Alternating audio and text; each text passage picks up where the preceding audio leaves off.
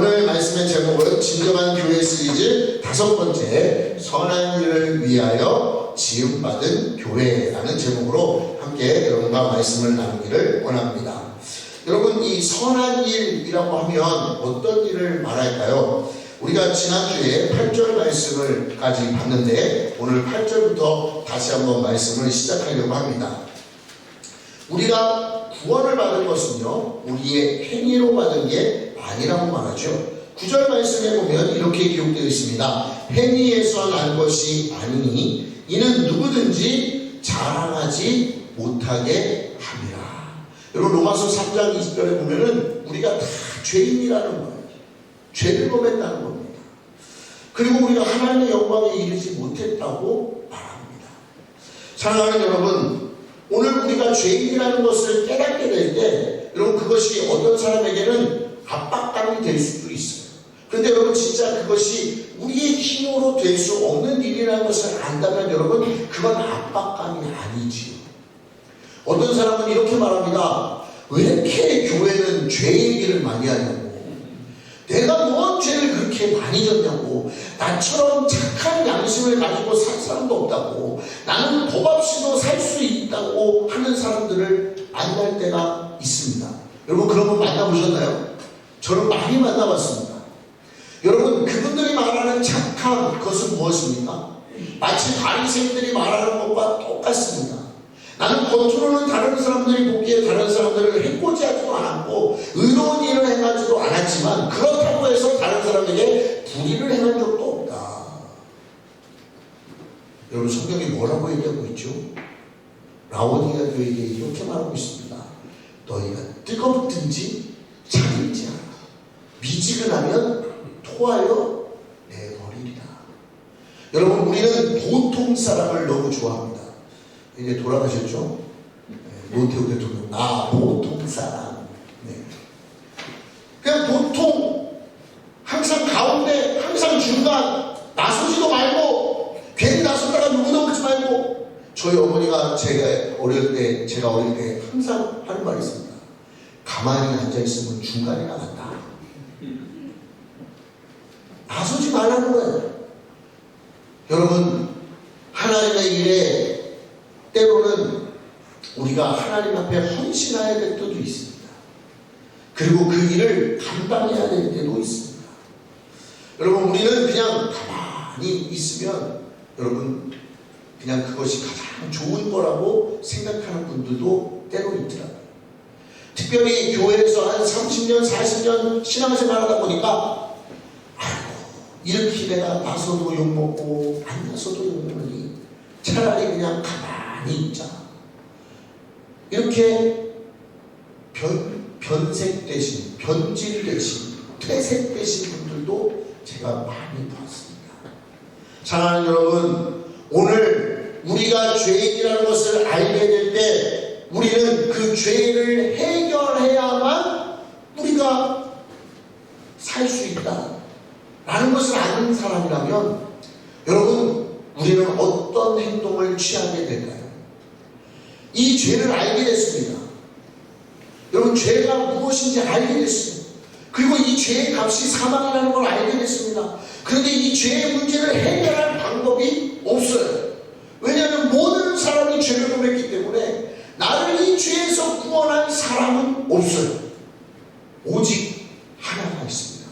그게 뭐냐면 죄 없는 사람이 와서 나를 내 죄를 대신 지고 짊어지고 죽어야 된다. 죄의 대가를 값을 지불해야 된다는 사실이에요. 여러분, 그런데 모든 사람이 죄를 범했다고 성경에 기록되어 있어요. 근데 여러분, 죄 없으신 분이 한 분 계시죠? 남자와 여자가 만나서 결혼해서, 정자와 남자가 만나서 결혼한 게 아니라, 결혼해서 아이가 낳은 게 아니라 성령으로 잉태되는 한 분이 있습니다. 예수 그리스도. 요한복음은 그분을 하나님이라고 말합니다. 요한복음은 예수님이 하나님이라고 말하는 복음서입니다. 신이 인간이 죄를 위해서 인간이 죄 때문에 죽게 됐기 때문에 신이 인간의 몸으로 오셔서 인간 인간의 죄를 대신하여 죽었습니다. 여러분, 어느 종교도 이런 종교가 없어요. 신이 인간을 위해 대신 죽은 종교가 없다니까요. 여러분, 바꿔서 한번 생각해 볼까요? 신이라면, 여러분, 그것도 전능하신 신이라면, 창세기에 나오는 대로 세상을 만물을 창조하신 전능하신 신이라면 여러분 어떻게 하면 돼요? 전능하니까 죄진 인간을 싹 다 죽이고 다시 새로 창조하면 되지 않겠습니까? 아니면 그냥 전능하신 신이니까 내가 이걸 한 번만 용서해 줄게, 되지마, 용서한다, 이 말로 하면 되잖아요. 안 그래요, 여러분? 용서해 줄게 이러면 되는 거 아니에요? 신만이 절대 권한이 있는 거 아니겠습니까? 근데 여러분, 하나님은 그 방법을 택하지 않아요. 하나님 자신이 공의의 하나님이기 때문에 옳고 그름, 즉 하나님의 뜻에서, 인간의 기준에서의 옳고 그름이 아니라 하나님 뜻에서 하나님 자신이, 인간이 지은 죄는 사망에 이르게 되기 때문에 그 사망을 그냥 없애버리지 않고 자신이 인간을 위해 대신 죽으심으로, 죄에 대한 대가를 치르심으로 인간을 얼마나 사랑하는지를 보여주시고 대가를 직접 지불하십니다. 오늘 8절에 보면은 하나님의 선물이라고 되어 있죠. 근데 여러분, 이건 우리에게는 선물이지만 사실은 여러분, 하나님으로서는 엄청난 고통을 감내하신 거예요. 예수님이 십자가에 달리실 때 하늘이 캄캄해졌습니다. 예수님의 마지막 외침이 이거죠. 엘리 엘리 라마 사박다니, 나의 하나님 나의 하나님 어찌하여 나를 버리시나이까. 여러분, 아들이 죽는 것을 보는 부모의 마음은요, 가슴이 찢어집니다. 저도 경험을 안 해봤기 때문에 뭐라 말할 수가 없죠. 그러나 여러분, 아마 부모가 돌아가시는 것보다 자식이 죽는 고통, 자기 앞에서 자식이 죽어가는 것을 보는 고통이 아마 더 찢어지지 않을까요? 우리 어머니가 들으시면 큰일 나는데 여러분, 오늘 큰 고통을 하나님도 참으시고 예수님도 그 아버지의 뜻이 무엇인지를 알기 때문에 기꺼이 자신의 목숨을 하나님이 원하시는 뜻대로 십자가에 돌아가셨습니다. 여러분, 이게 누군가에게는 거저받은 은혜라고 얘기하지만 여러분, 그건 거저받은 은혜가 아니죠. 엄청난 대가를 지불한 겁니다. 엄청난 대가. 아니, 인간으로서는 감히 상상할 수 없는 가치를, 인간 어느 누구도 그 십자가에 죽을 수 없게 예수님이 대신 죄를 다 짊어지시고 죽으셨다는 사실이에요. 여러분, 이 은혜를 안다면 우리는 하나님이 우리에게 죄인이라 말할 때, 그렇습니다 주님, 저는 주님이 필요합니다. 연약한 저를 다시금 새롭게 하시는 주님이 필요합니다. 내게 필요합니다. 여러분, 죄가 있는데 죄의 문제를 해결할 수 없다. 여러분, 이게 더 절박한 상황 아니겠어요? 그런데 죄의 문제를 해결할 길이 생겼다는 거예요. 해결할 길이 누굽니까? 예수 그리스도, 그의 아들을 믿는 자마다 하나님의 자녀가 되는 권세를 주셨다고 요한복음 1장 12절에 기록되어 있습니다. 영접하는 자, 곧 그 이름을 믿는 자들에게는 하나님의 자녀가 되는 권세를 주셨다고 말하고 있습니다. 사랑하는 여러분, 이것이 만약에 행위로 된다면 여러분, 어떤 일이 일어나겠습니까? 대기업 사장, 회장, 이런 사람들 하나님 앞에 막 물질을 주려면 여러분 구원받는 거 아니겠습니까? 여러분, 이것만큼 불공평한 게 어디 있습니까? 하나님은 오늘 행위를 보지 않는다는 거예요. 오늘 우리의 삶이 하나님의 구원이 은혜로 됐다는 것을 믿는 자에게 누구에게나 주어진다는 사실. 주님, 내가 죄인입니다. 여러분, 이 말은 은혜로운 말이에요. 여러분을 죄로 올가매려고 하는 게 아니라, 나는 그래서 주님이 필요합니다. 나는 그래서 주님의 도움이 필요합니다. 저희 장모님이 저 때문에 뭔가를 이렇게 택배를 보내시지는 않습니다. 저희 아내를 생각해서 예전에는 보내는 것처럼 제가 생각이 됐는데, 가만히 보니까 보내는 물품들이요, 애들 먹을 거를 획득해서 보내시더라고요. 필요하다고 말도 안 했는데 저희 장모님의 머릿속에는 항상 쟤네들은 뭐 먹고 사나, 쟤네들은 잘 먹고 살기는 하나, 애들이 넷이라서 입은 많은데 한참 먹고 클 때인데 쟤네들이 집에 쌀은 떨어졌나 안 떨어졌나 물어보지는 못하고, 안 물어보니까 어떻게 해요? 챙겨주는 거예요. 챙겨주는 거예요. 여러분, 주님이요, 우리를 이만큼 사랑하십니다. 주님이 우리를 이만큼 사랑하십니다. 사랑하는 여러분, 오늘 그래서 우리는 그 하나님의 사랑 앞에 감사합니다, 고맙습니다, 이 말밖에는 할 말이 없다는 것입니다. 사랑하는 성도 여러분, 오늘 우리 10절에 보면은 우리가 하나님의 뜻에 지음받은 어떤 사람인지를, 하나님이 우리를 어떤 뜻으로 지음받은 사람인지를 말씀하고 있습니다. 10절 말씀을 같이 한번 읽어보겠습니다. 10절입니다. 우리는 그가 만드신 바나 그리스도 예수 안에서 선한 일을 위하여 지으심을 받은 자니. 여러분, 우리 누가 만드셨대요?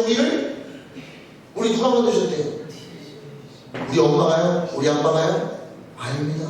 누가요? 하나님이 우리를 만드셨어요.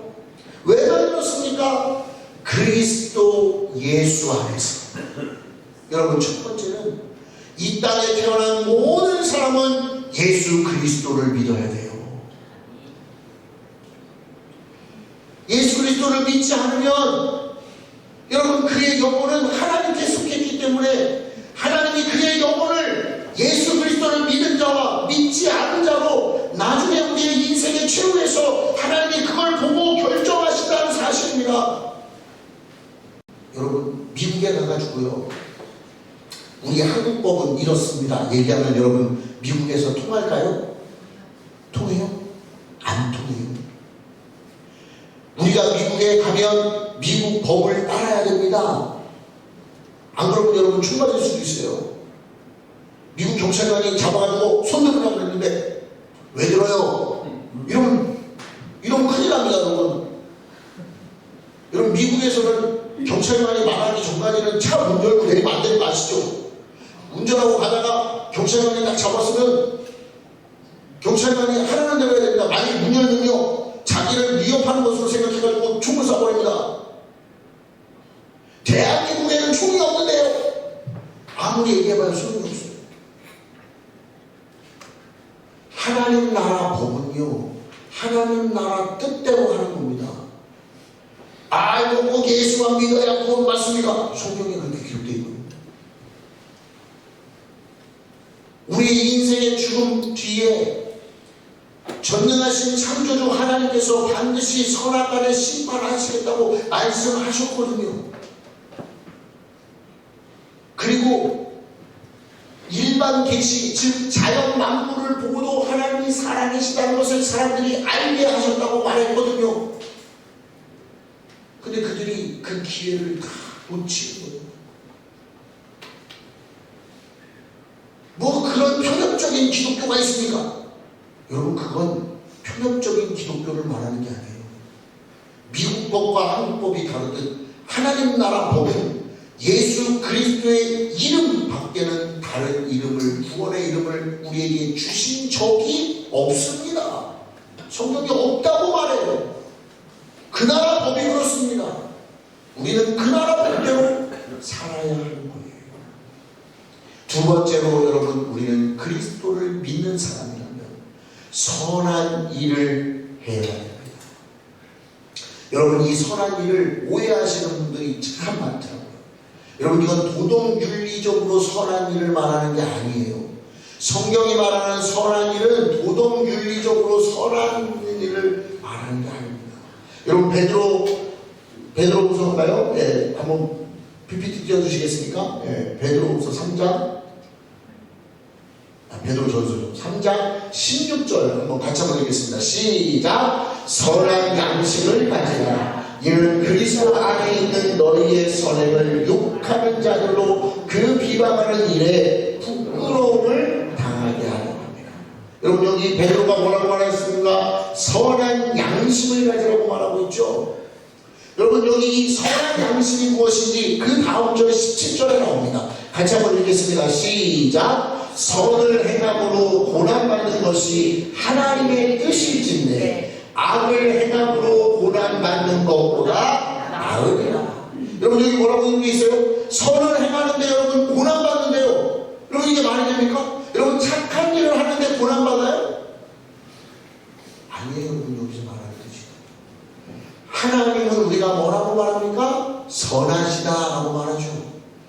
하나님의 뜻 자체가 선하신 거예요.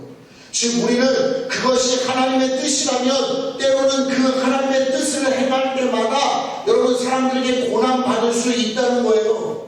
도덕 윤리적인 선이 아닙니다. 착함이 아닙니다. 의로운 행실이 아닙니다. 옳은 일이 아닙니다. 하나님의 뜻이라면 여러분 우리가 모든 사람이 예스할 때 노라고 말할 수 있어요. 그래서 핍박을 받을 수도 있다는 거예요. 고난을 받을 수도 있다는 거예요. 하지만 그것이 하나님의 뜻이라는 겁니다. 선을 행함으로 고난받는 것이 악을 행함으로 고난받는 것보다 낫다라는 거예요. 여러분 선함은요 도덕윤리적인 선이 아니에요. 오늘 하나님께서 우리에게 선한 일을 하라는 것은요 하나님의 뜻을 구하라는 거예요. 하나님의 음성을 들으라는 거예요. 하나님 제가 이 일을 하는 것이 맞습니까? 아닙니까? 하나님 내 마음속에 저 사람이 나의 말을 오해해서 자꾸 나를 괴롭히는데 하나님 내가 저 사람을 하나님 대항하는 것이 옳습니까? 대항하지 않는 것이 옳습니까? 물어야 된다는 거예요. 대항하고 싶습니다. 내 말이 맞습니다. 하나님 저 사람이 계속 웃깁니다. 그러면 나는 어떻게 해야 됩니까? 참으라. 하나님 이건 아니지 않습니까? 참으라. 그럼 여러분 어떻게 해야 돼요? 참으라. 어떤 사람이 저에게 당신이 너무 무례합니다. 그래서 나도 내가 뭐가 무례합니까? 얘기하라고 그러는데 주님이 그냥 네가 잘못했다고 말해라. 죄송하다고 말해라. 미안하다고 말해라. 제가 3주 전에 그런 경험했거든요. 기가 막힌 경험이었습니다. 놀라운 경험이었습니다. 별 희한한 일을 다 경험했습니다. 그런데 성령께서 제 마음속에 네가 잘못했다고 말해라. 네가 미안하다고 말해라. 사랑하는 여러분, 오늘 우리의 삶의 선한 일은 하나님의 뜻을 구하는 삶을 살아가는 겁니다. 우리 함께 한번 따라 말씀할까요? 선한 일이란 하나님의 뜻을 구하는 삶이다. 하나님의 뜻을 구하는 삶이다. 여러분 인간의 옳고 그름의 문제가 아니에요. 하나님이 오늘 이 모든 모습을 보고 계십니다. 하나님이 이 모든 상황을 알고 계십니다. 그 속에서 하나님이 원하시는 대로 삶을 살아가는 거예요. 세 번째로는 이 일이 이미 예비된 일이라는 거예요. 믿음이 충만할 때만 여러분 선한 일을 하는 게 아니라 이미 예비된 거라는 겁니다. 여러분 10절 말씀 다시 한번 띄워주시겠습니까? 10절 말씀에 보면 이렇게 기록되어 있죠. 이 일은 하나님이 전에 예비하사 우리로 그 가운데서 행하게 하려 하십니다. 여러분 예수 그리스도를 믿는 사람은 누구나 다 하나님의 뜻을 따라 살도록 하나님이 그렇게 예정하셨다는 거예요. 예비해 놓으셨다는 거예요. 그런 마음으로 살아갈 수 있도록 힘을 주시겠다는 겁니다. 성령님이 우리를 그렇게 도와주시겠다는 거예요. 여러분 제가 3주 전에 그 일을 겪으면서 예전에는 억울한 생각이 너무 많이 들었거든요.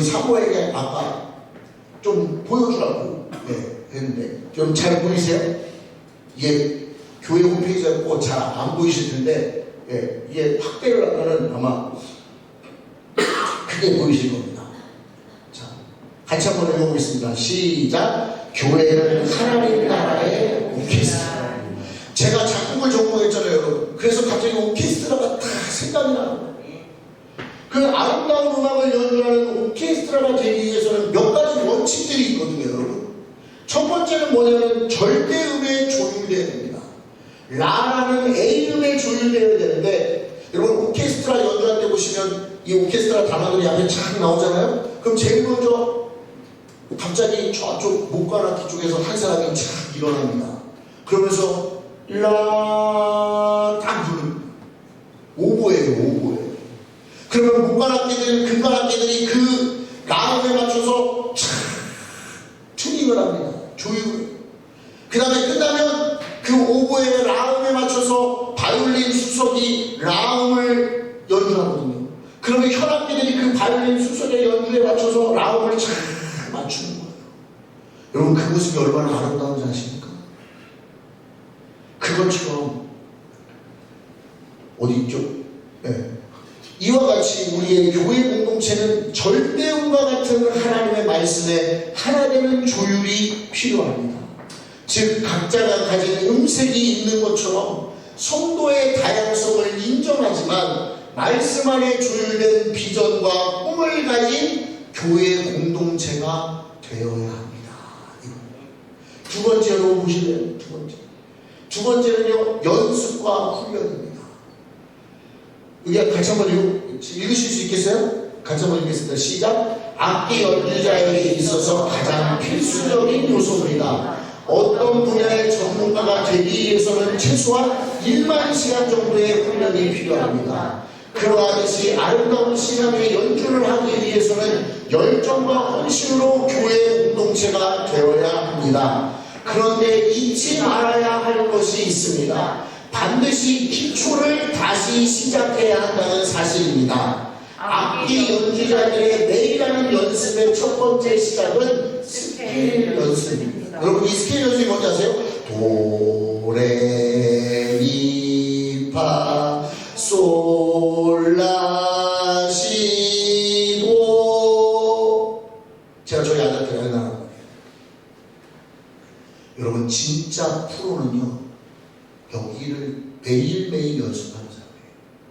여러분, 프로야구 선수들 중에 올해 아주 유명한 선수들 있죠.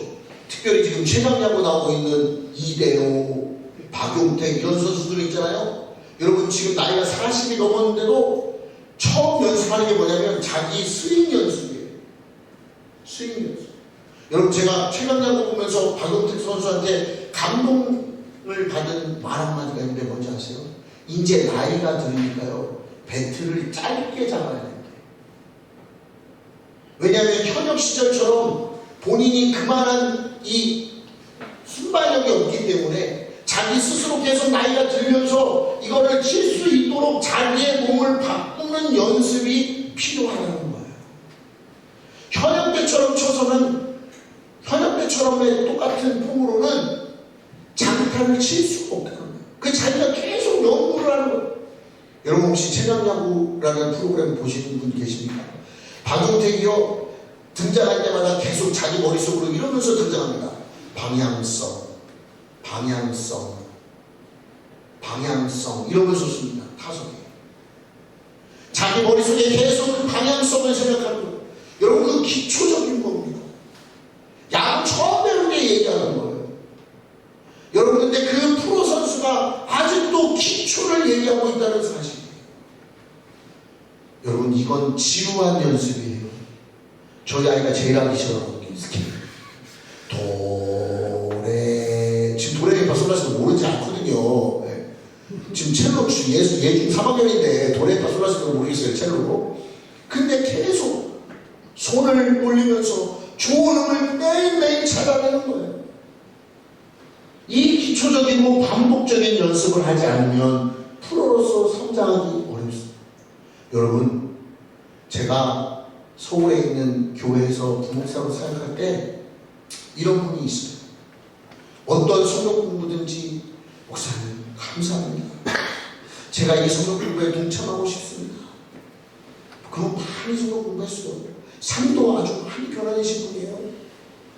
근데 그럼 그런 분은요, 오히려 더 하나님 말씀 배우는 걸 더 전심전력해요. 근데 어떤 분은요, 어떤 권사님은 이런 나한테, 목사님, 제가 교회를 몇 년 다녔는지 아세요? 30년 다녔어요. 내가 지금까지 만난 목사님들만 해도 한 10명이 넘어요. 내가 성경 공부만 몇 개를 했는지 아세요? 근데 지금 나이들은 나보고 또 성경 공부를 안 하고 그래요? 사랑하는 여러분, 이때부터가 문제예요. 여러분, 여기 한번 읽어보실래요? 이처럼, 한번 시작. 이처럼 교회 공동체는 복음의 본질과 말씀의 기초 앞에 단단하게 매일매일 서야 합니다. 이 정도 신앙이면 괜찮아하는 마음이 드는 순간 여러분은 점점 말씀과 믿음과는 멀어진 삶을 살아가게 된다는 것입니다. 또한 끊임없는 연습의 훈련이 필요합니다. 좋은 소리를 찾기 위해 끊임없이 노력해야 합니다. 또한 작곡가의 생각을 읽을 수 있는 곡에 대한 철학적 성찰이 필요합니다. 하나님 마음을 아는 것, 예수님과 동행하는 훈련이 필요한 이유입니다. 여러분, 우리가 성경에 보면요, 하나님이 이렇게 말해요. 그리스도의 장성한 분량에까지 이르는. 여러분, 우리 그리스도의 장성한 분량 언제까지 이룰 수 있습니까? 우리가 예수님과 쌤 동일하게 될 수 있습니까? 없죠. 여러분, 우리 언제까지 성장하고 자라야 됩니까? 얘기해 주세요. 아시잖아요. 죽을 때까지 자라요. 여러분, 우리가 부족하고 연약하다는 말은요, 여러분, 이건 나의 연약한 문제, 나의 잘못된 언어가 아니고요, 부족함과 연약함을 안다는 것 자체가 여러분 우리에게 축복이라는 사실을 여러분 알아야 돼요. 목사님, 도대체 언제까지 저보고 부족하고 연약하다고 그럴 겁니까? 사랑하는 여러분, 오늘 주님이 우리보다 더 크고 깊고 넓고 위대하신 분이라는 걸 여러분 아시죠? 우리가 오늘 알고 있는 하나님의 마음과 여러분이 그 하나님의 마음을 더 배우려고 한다면 하나님은 오늘보다도 더 깊은 하나님의 마음을 알게 하실 거예요. 내일 또 알고 싶다면 여러분 오늘보다 내일보다 더 깊게 하나님께서 여러분 알게 하실 거예요. 근데 우리는 자꾸 하나님을 우리 수준으로만 인식하려고 해요. 이 정도 신앙이면 괜찮아. 여러분, 이게 뭐예요 여러분? 이게 교만이에요. 난 아직 주님을 알지 못합니다. 난 아직도 주님을 더 잘 알지 못합니다. 내가 주님을 더 알기를 원합니다. 여러분, 이 고백 가운데 나갈 때 주님이 우리를 다스려 주시고 만져주시고 우리를 말씀을 통해서 깨닫게 하시고 변화시켜 준다는 사실을 기억하시기 바랍니다. 여러분, 다음에 보면 뭐냐면요, 지휘자에 주목해야 됩니다. 오케스트라의 연주곡은 그 곡을 작곡한 누군가가 존재합니다. 그렇죠 여러분? 하나님은 작곡가십니다. 그 아름다운 말씀, 즉 곡을 연주할 오케스트라인 교회를 세우셨어요. 예수님이 이 오케스트라의 예술 감독이고 교회로 말하면 머리가 되십니다. 그리고 그 예수님이 이 오케스트라에 적합한 상임 지휘자를 뽑고 파견하셨습니다. 그것이 교회에서는 목사입니다. 따라서 지휘자는 작곡가의 마음과 예술 감독의 방향성을 정확히 알고 이 오케스트라를 운영하고 곡의 레퍼토리에 대한 정확한 해석을 해야 됩니다. 따라서 이 오케스트라의 단원들인 성도들은 담임 목사의 말씀의 해석과 교회의 방향성에 동참하고 협력해야 하나님의 마음을 시원케 하고 예수 그리스도의 기쁨이 되는 교회가 될 수 있습니다. 제가 얼마나 급하게 썼으면 저기 못 해들었어요. 여러분, 그렇지 않아요? 지휘자가 굉장히 유능한 사람입니다. 그런데 단원들이 지휘자를 인정하지 않아요. 그래서 자기들 멋대로 연주합니다. 지휘자는 쳐다보지도 않아요. 내가 아는 곡이야. 나 이 곡 많이 연주했었어. 나 이 곡 100번이나 연주했어. 다른 지휘자랑 연주했어. 아니, 다른 지휘자는 이 곡을 여기서는 분명히 포르테로 하라고 했는데 왜 저 지휘자는 피아노로 하라고 그러지? 왜 세게 연주하라고 했는데 왜 이 지휘자는 왜 여리게 연주하라고 그러지? 나는 이 지휘자가 마음에 안 들어. 나는 계속 포르테로 연주해야지. 다른 사람은 다 여리게 연주하고 내가 혼자 포르테로 연주하고 있습니다. 여러분, 시끄러울까요? 안 시끄러울까요? 시끄러워.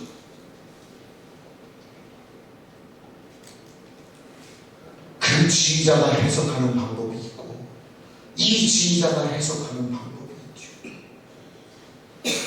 하나님이 오늘 이 오케스트라에 예수님을 예술 감독으로 세우시고 상임 지휘자를 그 사람으로 세웠다면 여러분, 그것에 함께 동참하고 협력을 할 때 여러분, 그곳에 하나님의 은혜가 있는 줄로 믿습니다.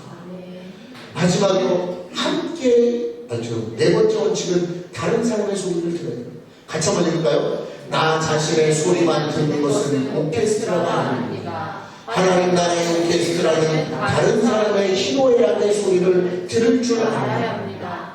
그리고 공감할 줄 알아야 합니다. 또한 성경께서 교회에 하는 말씀이 무엇인지 민감하게 듣고 순종해야 합니다. 여러분, 내 의견이 옳다 이렇게 말하면 안 됩니다.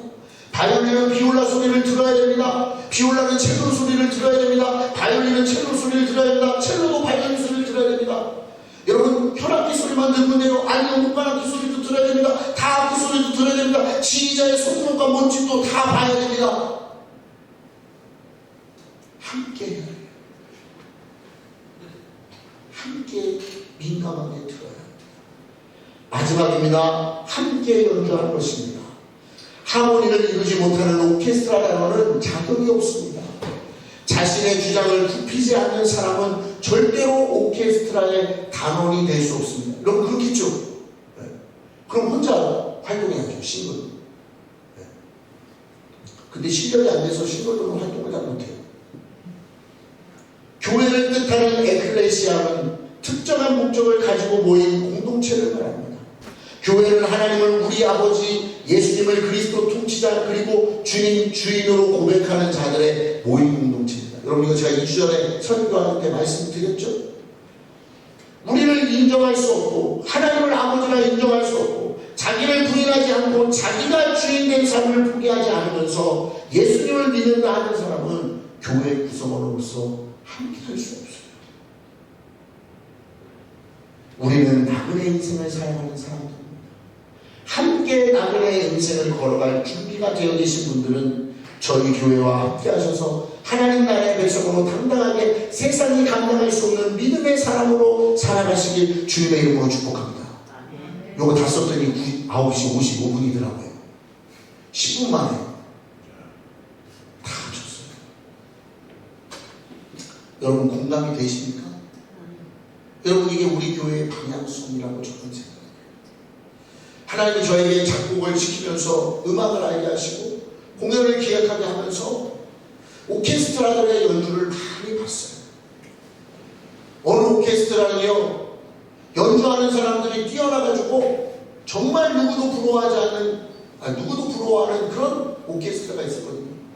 근데 지휘자랑 여러분 연주하는 걸 보니까 지휘자랑 안 맞아요. 이 말은 무슨 말이냐면 단원들이 지휘자를 인정하고 있지 않다는 거예요. 여러분 비전공자가 보면 잘 안 보이는데요. 전공자가 보면요 보입니다. 아 여기는 저 지휘자가 오래 못 가겠구나 생각이 딱 드는데요. 진짜 지휘자가 금방 바뀌더라고요.